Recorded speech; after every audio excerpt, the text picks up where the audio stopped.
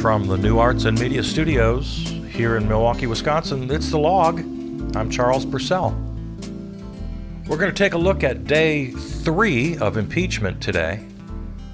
General note, I've been very disappointed that the House managers have said absolutely zero about the complicit role of Republicans in Congress.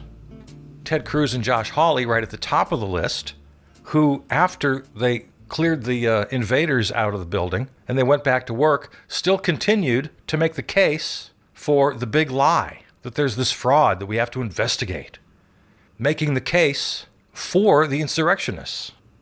Lindsey Graham, we all know about the infamous phone call to Raffensperger in Georgia, right? Well, Lindsey was making similar calls on behalf of the Orange Menace. So I understand the goal of this thing is to convict the Orange Menace. And you might say, well, I'm asking them just to get off track. I don't think it is off track.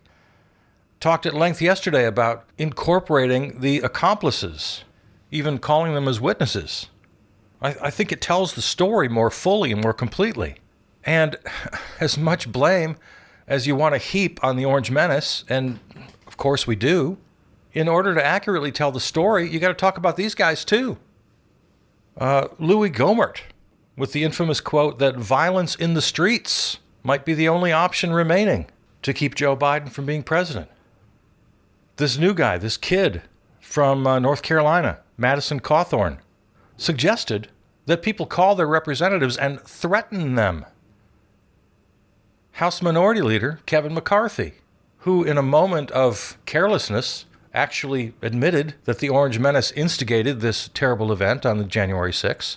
But then a day later, he's running down to Mar-a-Lago to kiss the ring, telling everybody we have plenty of room. We're a big tent. We have room for QAnon conspiracy theorists in our party. I mean, yeah, this might sound like we're casting the net a little too widely, and I suppose I understand why they didn't do this. But they had 16 hours, and I think it paints a more accurate picture that we need to understand. Now, there's the other reason you don't do it. You're talking right to them. There's Josh Hawley right there up in the gallery. There's Ted Cruz over there not paying attention. Got a little pad of paper out playing hangman.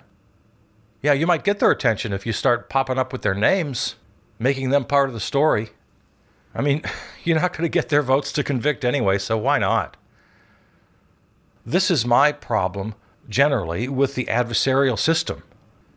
And it goes throughout our political system and the courts. It's all based on this Team A versus Team B adversarial fight we have to have about everything.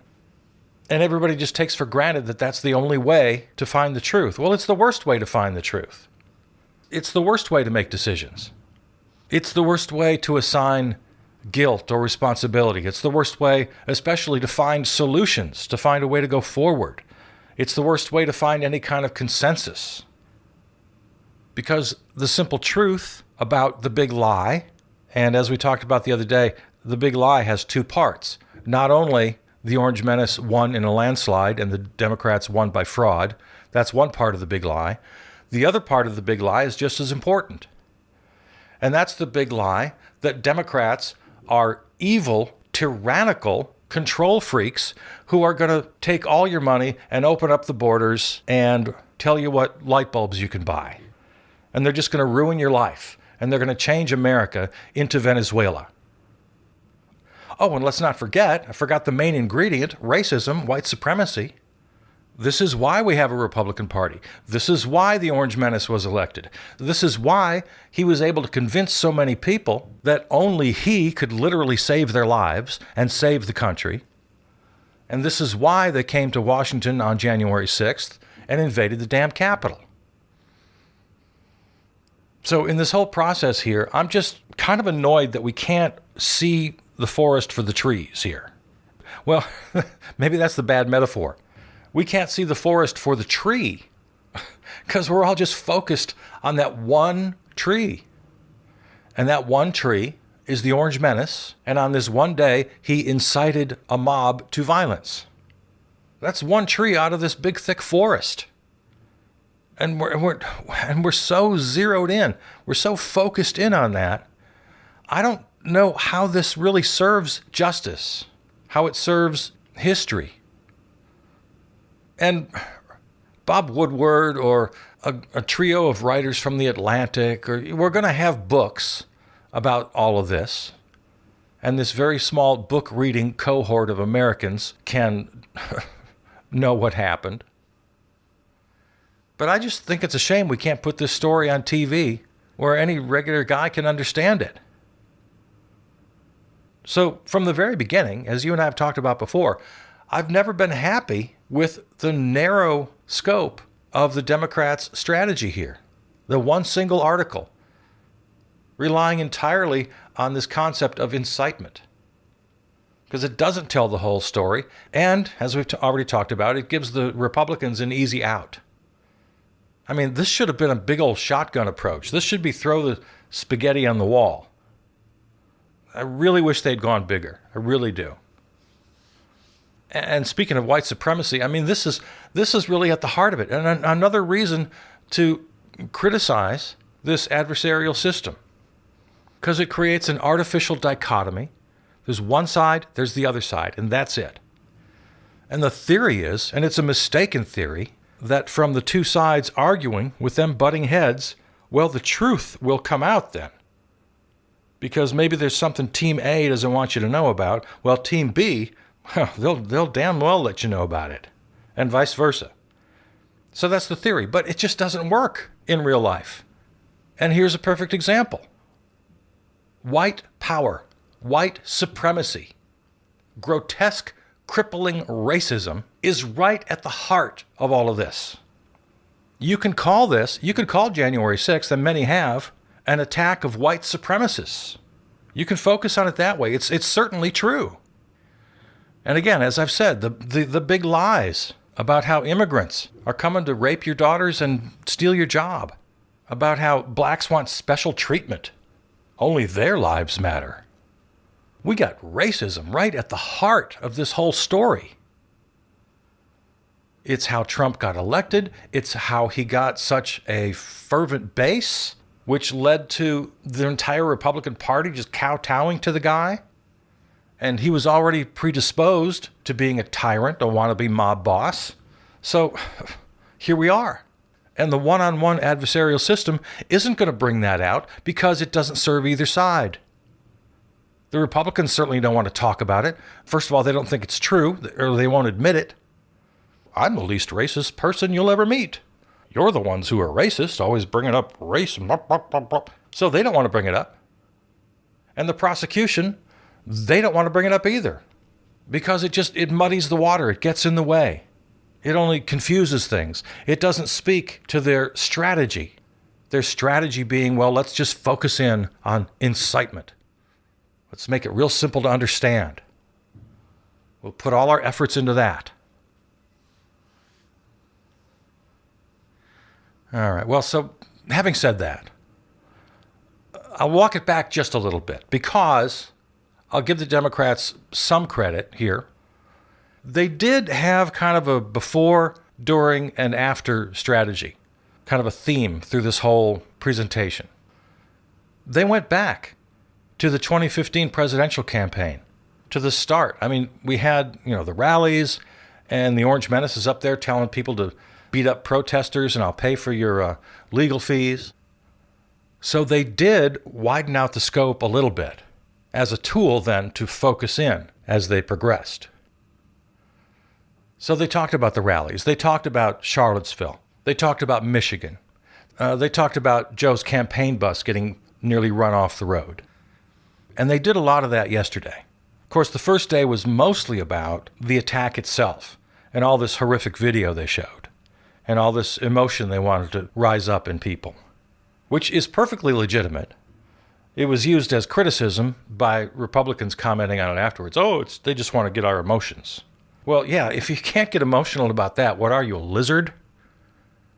So, yeah, that first day of the prosecution, a lot of it was there. But then yesterday, especially Joe Neguse from Colorado, I think, and then Jamie Raskin, the lead manager. Those two were standouts yesterday. And others popped in to do their bits too. But there was quite a lot of sort of comprehensive building blocks here, which was good. I've been criticizing them about focusing in on incitement, but they did go wider to make their case. So that was good. In this sort of wider scope, they talk about the Orange Menace and his complete and total lack of remorse to this day. I mean, zero responsibility while it was happening. Of course, he did his requisite condemnation the day after when the people around him wrote something up and said, "Oh, sir, well, you have to read this at least." Okay. But never any real condemnation of what happened, except for prepared remarks the next day. Late the next day, I might add. During the attack, he literally, in the words they use, abandoned his post. Yeah. And that should have been another article. I don't know why they only went with the one article. It makes no sense to me. This absolutely should have been a second article.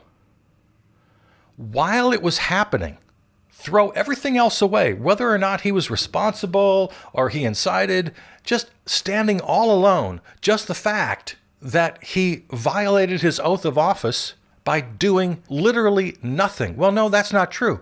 What he did do was encourage the insurrectionists. He literally encouraged the attempted coup while it was happening. So, yeah, his behavior in hour 1, in hour 2, in hour 3, in hour 4, when all we've got is a short little video saying, "We love you, you're special." We got a tweet later, like 5 hours after this thing has started, saying, "Well, what do you expect? This is what you get. You stole the election from me." Basically justifying the attack, siding with the attackers. How is this not an article of impeachment? It really should have been a separate article. This thing should have been at least 2 articles, and like I've always said, make it 15 or 20 articles. God. Toss in negligent genocide, social murder, they call it, for his callous disregard and frighteningly inept response to COVID. Just toss it all in. Throw the book at him. The House managers played more video today. Not so much of the really horrible, violent stuff, a little bit of that still. They played a lot of video and put up a lot of screenshots of texts from Republicans. They had, I lost count. It had to be at least a couple of dozen Republicans who came out with very harsh language about the Orange Menace and how he alone was responsible, about how he incited this insurrection. Not a single Democrat among these testimonials. It was 100% Republicans. So we know who the audience is here. The managers are talking to the Republican senators. And they did. They had a couple of dozen very strong voices from senators, representatives, governors. They put up the list, the pictures of, I think it was 16 administration officials resigned immediately. Betsy DeVos and Elaine Chao being the biggest names among them, but others, high-level and mid-level positions. And every one of them, they said, no, this is it. That's too much for me. They resigned because of the Orange Menace and his role in creating this whole thing. So that was strong. That was strong. They talked a little bit about speaking of testimonies here, boy, I sure would like to see, I was on the fence about witnesses, but I really would like to see witnesses. I think it's absolutely not going to happen. But the more I think about this, the more I'd really like to see witnesses. Because just today I saw an interesting headline from CNN, and that is that the Justice Department says that one of these Oath Keepers leaders, you know, the Oath Keepers, they waited for Trump's direction before the Capitol attack. So this is important for a couple of reasons. One, it's what I started to say, it's part of what the managers did today, and that is they did cite many examples of the attackers giving the Orange Menace full credit. So live video of the event where they're shouting out or shouting to each other or shouting at Capitol Police, "Trump sent us here, we're here for him." They're talking to each other. Various tweets and social media posts afterwards when they were bragging about what they had done. I think I mentioned yesterday about how several of these people who've been charged, That's what they're saying to the judge in court. Well, I was told to do this. I was following orders. Well, the CNN story is interesting because it's coming from the Justice Department. And we haven't really heard much about this yet. Is Joe Biden's Justice Department, is Merrick Garland, how deep into the weeds is he going to get here? Is he going to go after criminal charges? Now, obviously, there are federal charges to be meted out here, of course.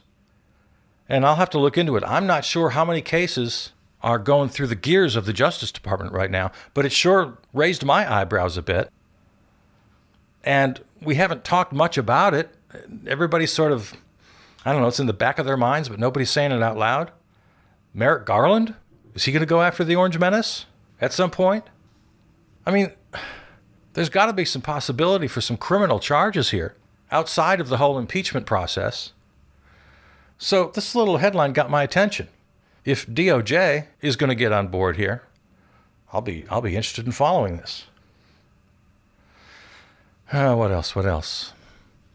Of the videos they did show, the more violent videos that we now have seen a lot of, boy, there were lots of bleepable material here. To the point where it's like every clip they showed had fuck this and fuck that and just flying all over the place. It's like every clip they had these expletives that weren't expleted. What's the correct variant of that word? If you have an expletive, it's been, I don't know, bleeped. And of course, we're watching this live on network television or CNN or PBS or C-SPAN, wherever you're watching it. And, just... And then they even put it in the subtitles. They put it in the, you can read it as well. Nothing bleeped, either text or audio. And then these two guys I mentioned, Joe Neguse and Jamie Raskin. Very strong closing, I thought. Joe Neguse framed his around three questions. Was the violence foreseeable or predictable? Did he encourage the violence? And number three, did he do it willfully? So he went through it very methodically. Was it foreseeable? Again, he goes wide and then focuses in. Nicely structured. So there's the bus running off the road. There's Charlottesville. There are all the rallies where he's encouraging violence. And then we close in a little bit, and we get into the election and post-election, and the big lie, and all the pressure on local officials.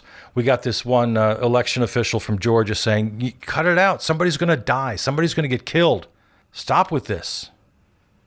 And then all the online chatter and all the Proud Boys and the Boogaloos and the 3%ers and everybody. At this point, everybody knows this is possible. Predictable even. So that's how Neguse answers that question. Was the violence foreseeable? Absolutely yes.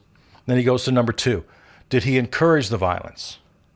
Well, of course. We got the big lie. We got the stop the steal, never concede, fight like hell.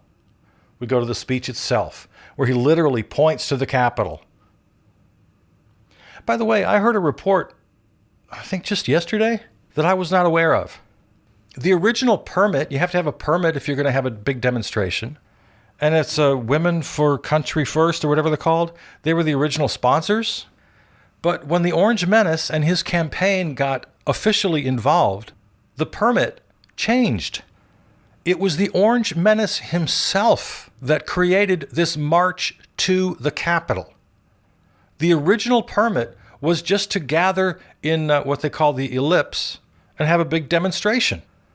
But he decides, you know what, that's not good enough. I'm going to make a big old speech, and then I'm going to point to the Capitol, and I'm going to send them down there. And here, I've even got the permit for a march now. It's now a march to the Capitol.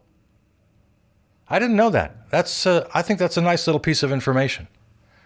And I wish the House managers had used that little bit of information. I just heard a report the other day. I think I've seen most all of the first couple days, and I didn't hear them mention it. I think that's a pretty good little piece of information. So Neguse gets into we've already talked about how voice after voice after voice from the mob is making very clear, no, he told us what to do. We're here on his orders. In fact, they fully expected to get away with it and not get prosecuted in any way, not get charged with anything, because, well, the president told me to do it. He's not going to let me hang. He's not going to leave me out to dry. I'm not doing any jail time for this. So, question number 2, did he encourage the violence? Yes, absolutely. And then finally, question number 3, did he do it willfully? Well, obviously, yes.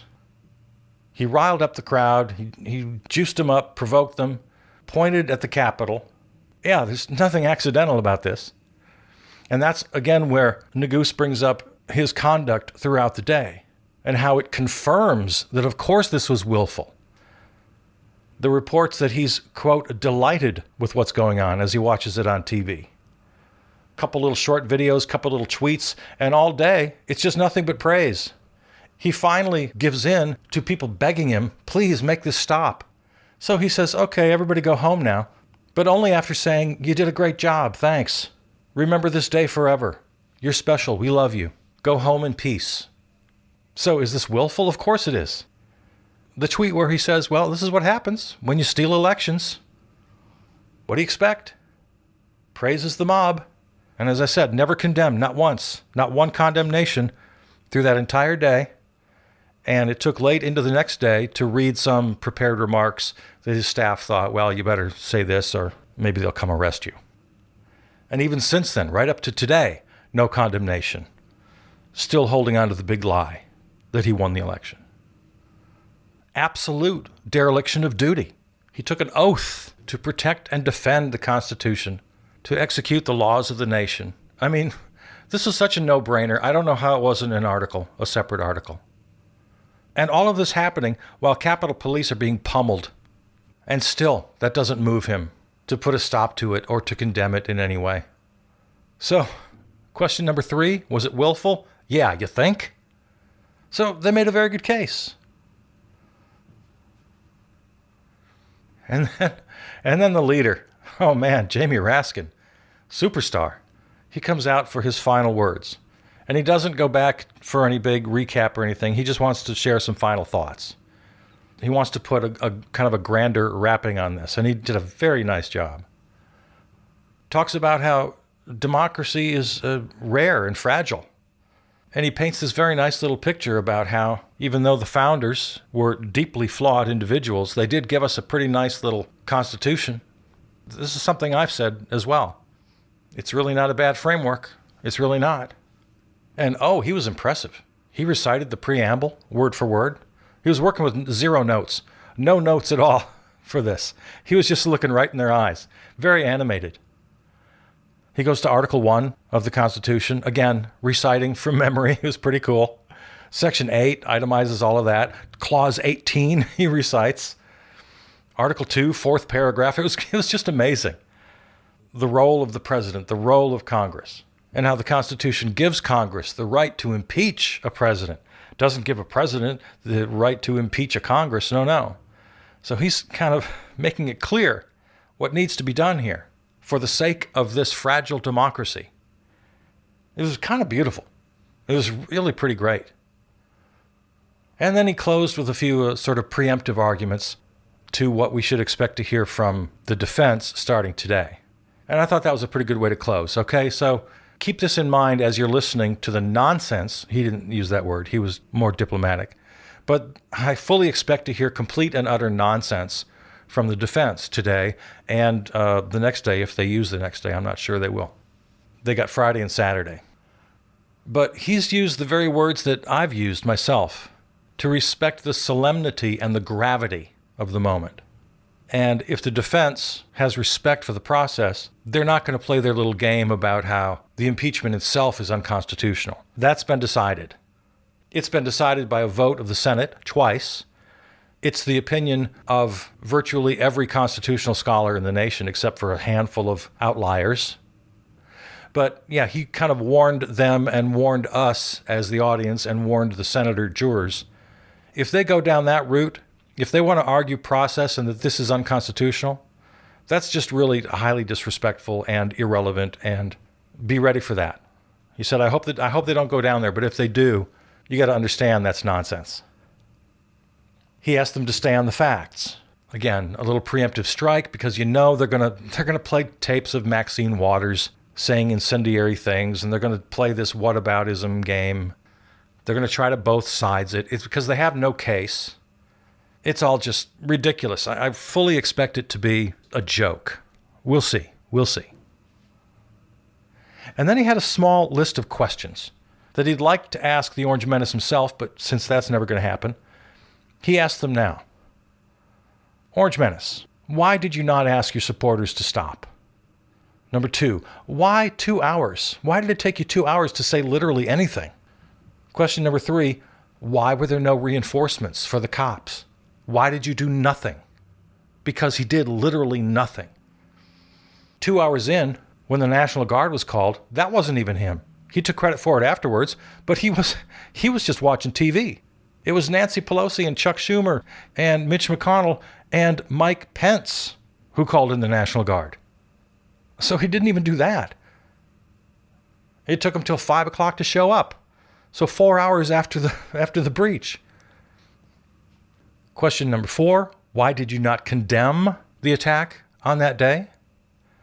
And question number 5, to everyone, is incitement a high crime or misdemeanor? Take off the table for a minute whether or not we proved it. If incitement was proved, is incitement a high crime or misdemeanor? Because if you say no, well then we've got a problem. That is just not within the realm of possibility.